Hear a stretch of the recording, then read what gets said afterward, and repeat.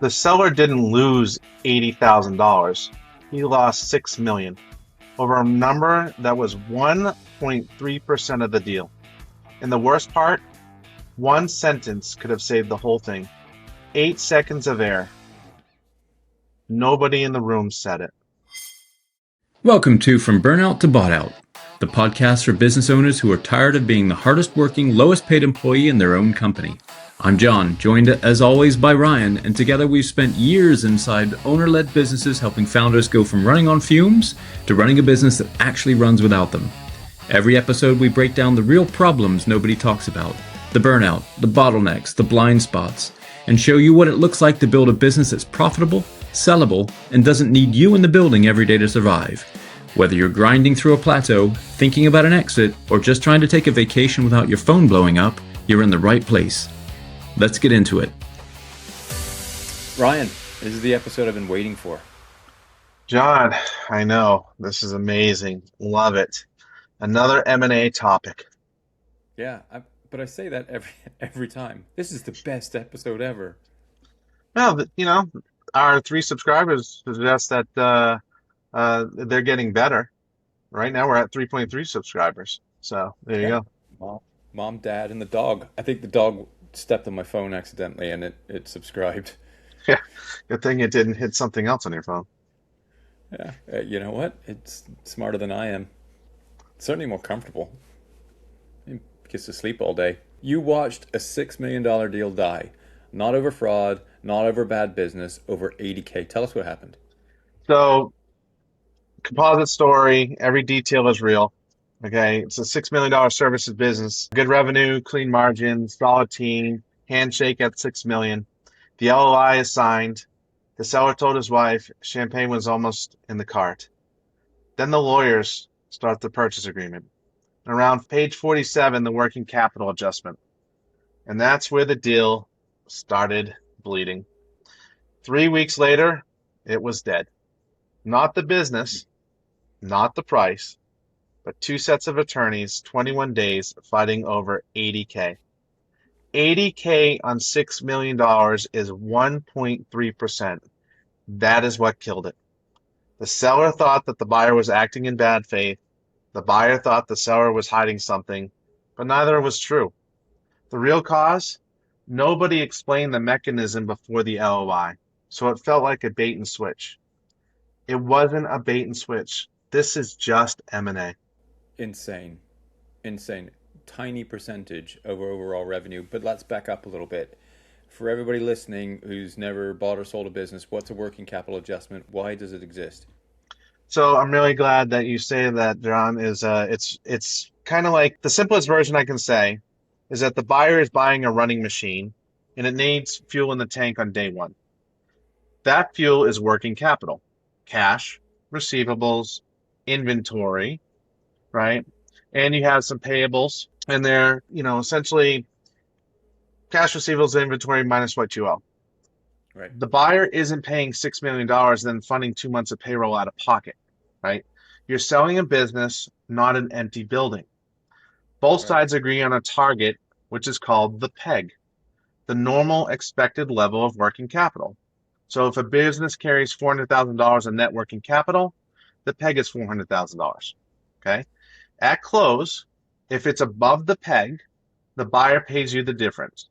If it's below it, you owe them dollar for dollar. Sounds simple. It is not. It's what counts and how you calculate it is where deals go to die. So basically, I can't just sell you the business, keep the cash in the drawer, and put it in my pocket, right? You can try. The buyer will notice the drawer is empty on day one. Right, and it gives them nothing. They have to immediately inject cash, which is why we have the working capital adjustment. Got it. Understand. So what went wrong with this one? Where did the $80K gap come from? So in this deal, the PEG was set at $420,000. Both sides agreed at it at the LOI, their handshakes. Then the buyer's Q of E firm, right, Quality of Earnings, the same crew from the Buy Box episode that we did previously. They excluded stale receivables. They reclassified a prepaid expense. They fixed an accrual the bookkeeper hadn't booked inconsistently for 2 years. The seller pushed back on every single adjustment, and the buyer held firm. Each side was technically defensible. That's the nightmare. Both are right, and the gap is $80,000. The seller heard, you agreed to $6 million. Why are you nickel and diming me? The buyer heard, the working capital you promised isn't there. We're not paying for an empty building. We're not paying for air. Both are very reasonable. Neither could see the other side, but the deal didn't die over the money. It died over email. Right. That's ridiculous. And it's often the case when legal representatives get very heavily involved. It seems like both sides were right, but it was a bad outcome. Yeah, welcome to deals, right? Two right answers, 80 grand apart, and nobody blinks. Quick break. A fitting one given we just watched 80 grand burn a $6 million deal to the ground. Here it comes. This episode is brought to you by Levitt Electric out of Dover on the New Hampshire seacoast. 20 plus years keeping the lights on for homes and businesses up and down the coast. And they fit this episode perfectly because everything we just described is electric. Go on. The 80 grand was a loose connection nobody inspected. It sat behind the wall for 2 years. Then the deal got into the data room. Somebody opened the panel and it sparked. Wow, I like it. So the whole episode is the difference between it works and it's up to code. That's the episode in 5 words. Your panel works, the lights turn on, then an inspector opens it and finds 8 things that'll fail. Levitt does it up to code the first time. Residential, commercial, industrial. Get the loose wire fixed before you cost you the house. Levitt Electric, Dover, New Hampshire. Find them at levittelectrical.com. That's brutal. That's ridiculous. $80K out of $6 million is nothing. So how does something so small blow up so big? I mean, besides the legal impact as well. It really blew up because nobody told the seller it was coming. And that's the core failure of why that happened, right? It's a first-time seller. There's no CPA, no attorney or broker sat down with him and said, after the LOI, there's a working capital adjustment. The number will change. It's not a renegotiation. It's just part of the deal. It's just another mechanism. So expect it, right? But it felt like an ambush. An ambush in a $6 million deal flips your lizard brain, right? Like now it's like, oh, were you coming after me? Exactly. And so they stopped negotiating and then started defending. And every email was a battle. Every line item was personal. The attorneys made it worse. You know, they're not bad attorneys. They're doing their jobs. They're trying to win the details, right? So nobody's incentive was to protect the deal. The deal had no advocate in this case. So $6 million of enterprise value burning in the background while 2 sets of lawyers argue over accrual timing. Think about that. $350 an hour each, and they're arguing over accrual timing, right? So, you know, your lawyer works for you, theirs works for them, but nobody in this case was working for their transaction. And the transaction in this thing is worth $6 million, not the short-sighted 80 grand. Right. Everybody's got representation except for the deal itself. The deal showed up alone. The deal always shows up alone. Let's dig in on something. You said peg and true up. Break those things down. So if you get in these situations where you got something unexpected, ideally what solves this is, you know, somebody being educated around the process just a little bit better. So you got expectations around it. But break those things down for pegging and truing up, because most owners haven't really heard those terms. So let's educate them. Let's help them. So PEG is not just for pirates' legs, right? It's the target level of working capital both sides agree on. The normal the business carries, right? So usually it's a trailing 12-month average, or sometimes a trailing 6, and sometimes it's negotiated depending on circumstances, seasonality, those kind of things. A true up is the adjustment after closing, right? So at close, you estimate working capital off of your most recent numbers, usually the month end before close. So you close on the estimate, right? So 60 to 90 days later, the buyer's accountants calculate the actual working capital on the exact day of close. Higher the peg, right? Higher than the peg, the buyer sends a check. Lower, the seller sends one back, okay? So here's where it gets ugly. The true up hits after you cash the big check. You're mentally done. You're on the beach. You're sipping your pina coladas, right? And then bam, The phone rings, you owe $120,000, right? Because receivables came in late. That's the call that drops your stomach at 3:17 a.m., right? Owners lose their minds over the true up. It's not because the math is wrong, it's because nobody told them it was part of the deal. They think close means close. In M&A, close means mostly close, pending a few things that can still cost you six figures asterisk. So closed has an asterisk. Close has a footnote, and the footnote has six figures in it. Yikes. Yeah, people need to know that, right? And they need to plan for that. What are the things that usually blow up when going through that process, the working capital negotiation? Where does the fight normally happen? Let's give people more information on that too.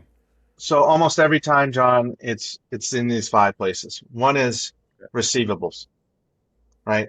The buyer says your 90-day AR is uncollectible. You say they're just slow. It's my cousin Vinny. He'll get there, right? But the buyer doesn't care.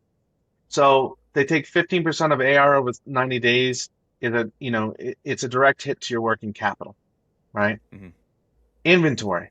The buyer walks in the warehouse, calls 20% of your inventory obsolete. But you carried it at full value because nobody wanted the write down, right? Maybe it is obsolete, but you just didn't do the mechanism to write it down. So the buyer just took it for you. Accruals and prepaids, right? So accrued expenses, prepaid expenses, those kind of things. It's really a nerd fight, right? This is not Fight Club. This is nerd fight with pocket protectors and all kinds of stuff, right? And so they're saying, did you book the accrual? Did you amortize the prepaid? In inconsistent bookkeeping, the Q of E will normalize it and the number will move. Okay. Customer deposits, right? Deposits on future work. The buyer calls it a liability because it's not an asset. It's money that is owed on work not performed. And that formula shifts it as well. But it surprises the owners every single time because it's in the cash, right? And then the owner's payables is a big one. Personal expenses run through the business and it's settled later, right? Later. So the buyer sees real payables owed to you, but because of messy bookkeeping, it just costs you at the closing table. It just costs you a check on the beach. Customer deposits are basically a liability. Isn't that you're collecting money? Is that bad? So you're collecting money, which is good, but you haven't done the work yet, right? So the buyer's buying the obligation to perform that work, not the deposit. Gotcha. Okay, so it's got to be an adjustment on that. That's annoyingly fair. Yeah, unfortunately, like I said, both sides can be right, and the deal goes just south. Quick break. And John, I want it on the record that I have behaved this episode. Noted. Still brought to you by Levitt Electrical on the Seacoast. And here's the tie to what Ryan keeps saying about running a mock inspection on your own books. The mock Q of E. Right. You don't wait for the buyer to find the problems. You bring in a pro who finds it first. That's exactly what Levitt does with a panel. They open it, they tell you what's going to fail, you fix it on your terms, not at the worst possible moment.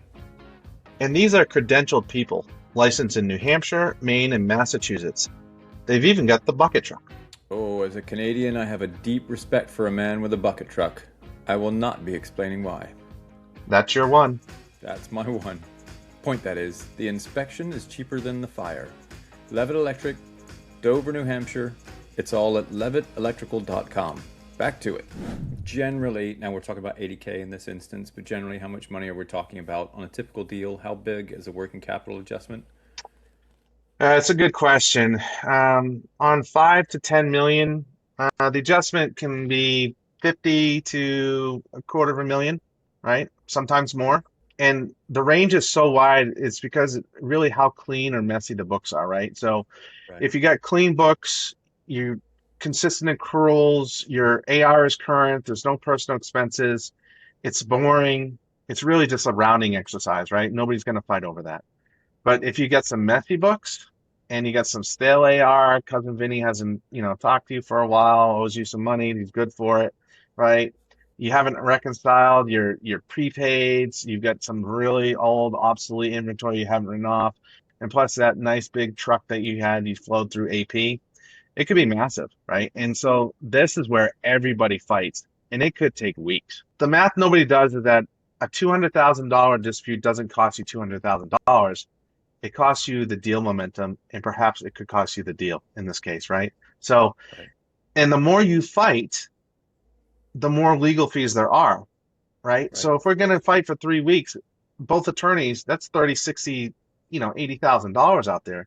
And so if the deal collapses, you lost $6 million because you couldn't keep your books clean for 18 months previous, right? Hmm. So Hmm. the 200K fight you're fighting for over that table is the direct consequence of a 5K cleanup you skipped 2 years ago, right? Hmm. That's the most expensive laziness in M&A. Wow. Yeah. That's 5 grand you could have spent 2 years ago with 200 grand on the table and a deal that goes south, and you're spending tens and tens of thousands of dollars on legal fees that you're going to be on the hook for regardless of whether the deal goes through or not. That's crazy. Those numbers don't really add up. Well, they're really the same number, John, but that 5K grew up to be 20, 40, 100,000. Yeah. Wow. That's crazy. I think a lot of this ties back to what we had in a previous episode. I can't remember which one. Good books for clean books versus good books. Another stellar episode. Bookkeeping, that way high on the list of most boring subject matter that we talk about, but essential in this case. This is the Yeah, real world consequence of having good clean books. yeah, you're absolutely right. Like we talk about the spider web, everything's connected, right? We're connecting back to an episode of the importance of having clean books versus good books, right? And this is exactly that consequence right here, right? Your books can be accurate and still useless, right? So Right. here's the useless part costing someone a deal, right? Books are reconciled, CPA filed, clean returns, everything added up, but it's built for tax compliance, not due diligence, right?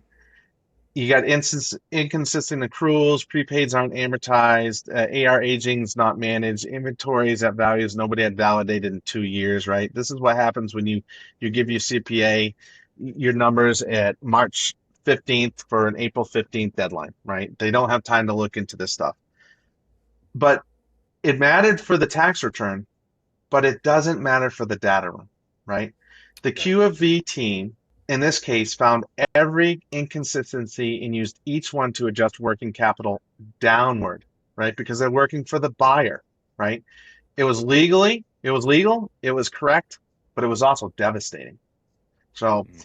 if you restructure 24 months out, right? And you do the 5K cleanup and you keep it clean, right? You tighten your accruals, you clean your AR, you write down stale inventory, you separate your personal, right?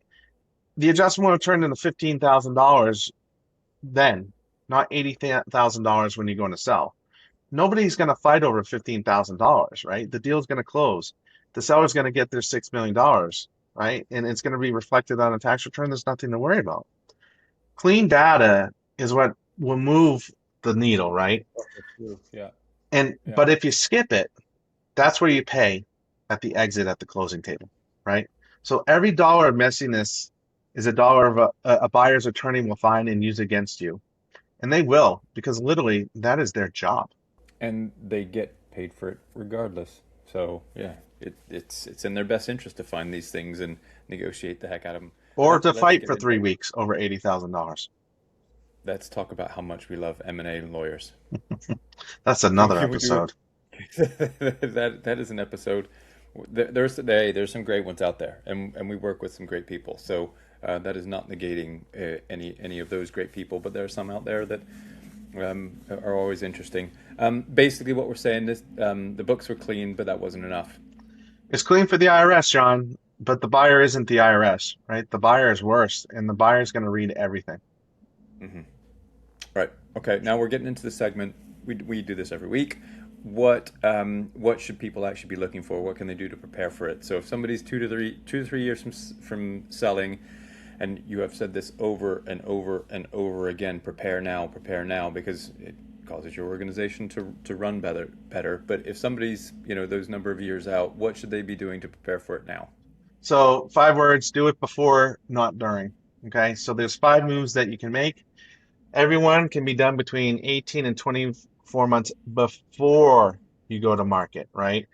Don't do it during the deal, before. One, make your books audit ready. consistent accruals, clean prepaids, properly aged AR, inventory at real value, right? If your bookkeeper can't do this, hire somebody who can, a fractional controller or a fractional CFO who has a good accounting background, right? Get somebody in there to do it. It's going to be worth the thousands of dollars later. Two, know your own working capital number. That's right, folks. We're here. We give you homework, right? You should know your trailing 12-month average. If you don't know it, you're going to have zero leverage when the buyer proposes their peg, right? Because you're just going to react to their math. We always do the calculation no matter what side we're on so that we can defend it, right? Three, clean up AR. That's right. Collect everything over 60 days. This is just good cash flow management. Going back to our Profit First episode, right? Oh my God, there's another web that's formulating, John, right? Mm-hmm. And then write off anything that's over 120 days that's generally dead. And you're better off taking the hit on your terms than it is at the closing tables. And one other thing is that if you're consistently writing off things over 120 days, you need to revisit your collections process. That's a little bonus tip. 4, run a mock Q of E. Hire an independent firm to do a Q of E earnings on your books first. Find the problems and then fix them, right? It's going to cost you some money, but you're going to know exactly where to start looking. And guess what? It's going to be better business for you as well, right? So every issue you find and fix is the one that the buyer's team can't use to adjust your price. 6 million became 6 million again. $420,000 working capital peg became $420,000 working capital peg, right?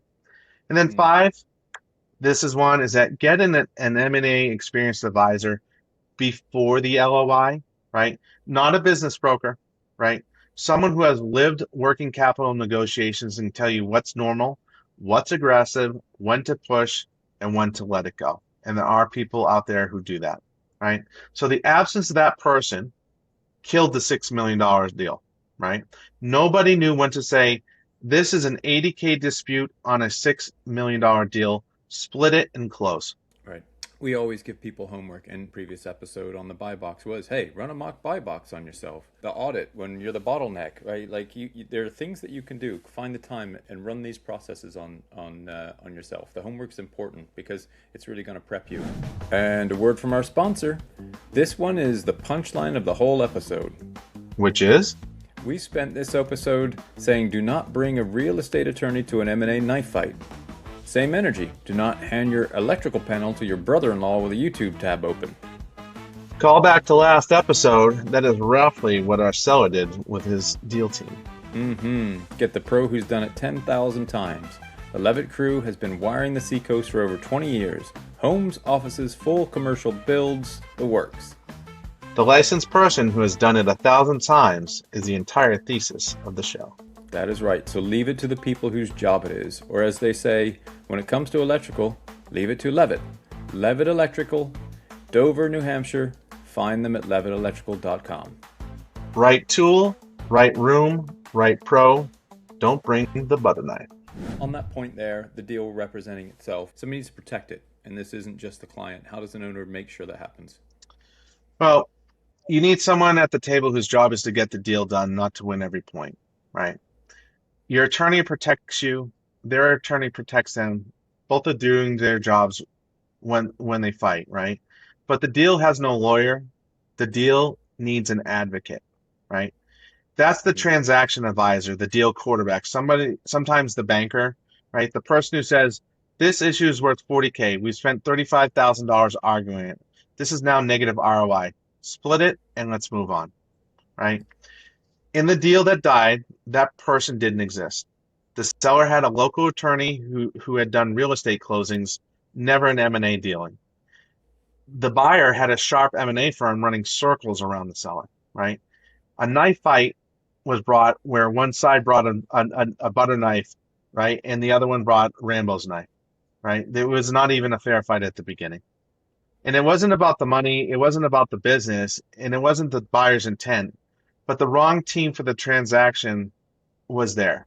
By the time the seller saw it, the trust was gone and the deal was dead, right?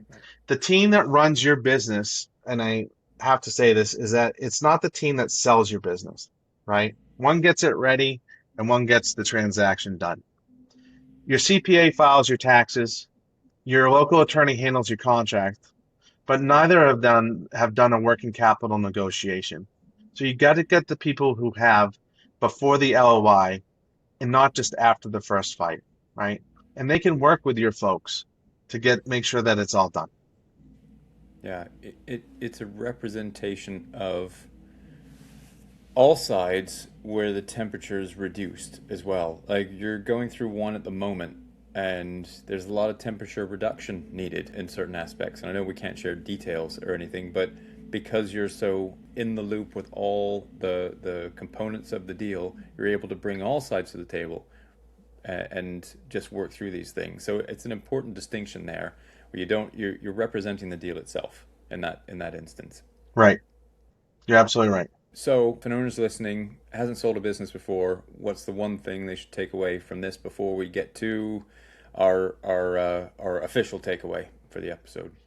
The headline number is not the final number. It never is, right? $6 million is the starting point of the negotiation.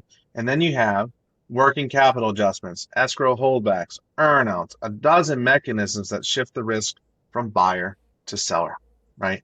None of it is in bad faith. It's just how deals work. But if nobody explains it, it feels like bad faith, and that feeling kills transactions. That's that lizard brain that comes back up, right? So you got to know the mechanisms and what they are before you sign the LOI. Working capital, how the peg is set, the true up, the escrow terms, right? You don't need to know this at an expert level, just enough that nothing will surprise you when you get that call on the beach, right? That receivables were light, and you have that all ready to go. In M&A, and like everything in life, surprise is the enemy of a close. Remember, buyers like predictability, so do sellers, right? And please, don't let an $80,000 dispute kill your $6 million outcome. That seller didn't lose $80,000. He lost $6 million, right? Because nobody had the perspective to say, this is 1.3% of the deal. Take a breath, sign the paper, go live your life. That sentence was worth $6 million, and nobody said it. Don't be that seller. That's crazy. Know the mechanisms, build a team, clean the books. That's the whole show. That's the whole show. And it came down to that one sentence that nobody said. 8 seconds, $6 million. Say the sentence. Alrighty. So the takeaway. Let's do it. What's the takeaway from this episode? All right, folks. The headline number is never the final number. That's just the beginning. Working capital adjustments, escrow holdbacks, and true-ups aren't bad faith. They're how deals work. But if nobody explains the mechanisms before you sign the LOI, every adjustment feels like a betrayal, and betrayal kills deals faster than bad numbers ever could. The 5K in bookkeeping cleanup you will skip today and becomes the $200,000 dispute that stalls your deal tomorrow. Clean your books, know your working capital number, run a mock Q of E, and put someone at the table whose only job is to protect the transaction. One sentence. This is 1.3% of the deal. Sign the paper. Go live your life. Was worth $6 million, and nobody said it. Don't be that seller. That is a wrap. Thanks, Ryan. Great episode. We will see everybody next week. Hasta luego. That'll do it for this episode of From Burnt Out to Bought Out. If anything we talked about today hit home, do us a favor. Share this episode with another owner who needs to hear it. And if you're sitting there thinking they're talking about me, good. That's the first step. Head to the show notes and book a free triage call with our team. No pitch, no pressure, just a real conversation about where you are and what's possible. You can also find us on LinkedIn and at wearesynergysolutions.com. New episodes drop every week. Until next time, stop running the treadmill and start building something you can actually sell.